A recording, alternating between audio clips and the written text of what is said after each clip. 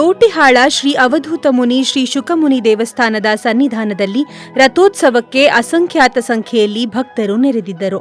ಸಡಗರ ಸಂಭ್ರಮಗಳ ಮಧ್ಯೆ ಭಕ್ತರು ಶಕ್ತಿ ಹಾಕಿ ತೇರಿನ ಹಗ್ಗ ಎಳೆದರೂ ತೇರು ಜಪ್ಪಯ್ಯ ಎಂದರೂ ಕದಲಲಿಲ್ಲ. ನಂತರ ತೇರಿನ ಚಕ್ರದ ಅಡಿಯಲ್ಲಿಟ್ಟಿದ್ದ ಕುಂಬಳಕಾಯಿ ತೆಗೆದು ಗಾಲಿಗೆ ಒಡೆದರೂ ತೇರು ಕದಲಲಿಲ್ಲ.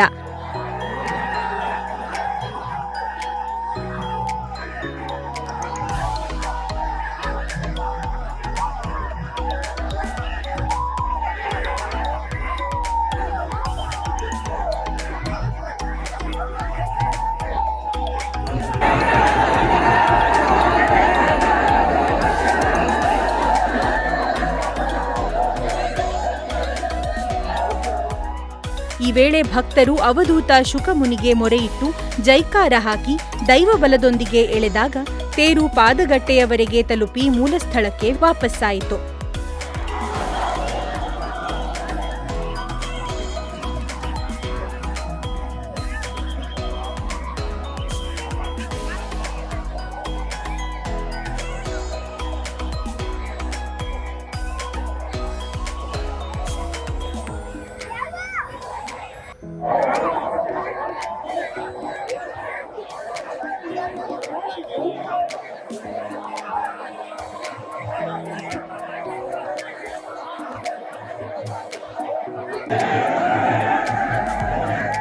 ಆರಂಭದಲ್ಲಿ ತೇರು ಕದಲದಿದ್ದಾಗ ಬೆಟ್ಟದಷ್ಟಿದ್ದ ಆತಂಕ ನಂತರ ಕೆಲವೇ ಕ್ಷಣಗಳಲ್ಲಿ ಮಂಜಿನಂತೆ ಕರಗಿತು.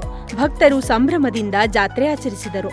ಕೊಪ್ಪಳ ಜಿಲ್ಲೆಯ 2ನೇ ಜಾತ್ರೆ ಇದಾಗಿದ್ದು, ರಾಜ್ಯ ಮಾತ್ರವಲ್ಲ ಹೊರ ರಾಜ್ಯಗಳಿಂದ ಭಕ್ತರು ಪಾಲ್ಗೊಳ್ಳುವ ಈ ಜಾತ್ರೆ ಆರೂಢ ಪರಂಪರೆಯ ಹಿನ್ನೆಲೆ ಇರುವ ವಿಶಿಷ್ಟ ಜಾತ್ರೆಯಾಗಿದೆ.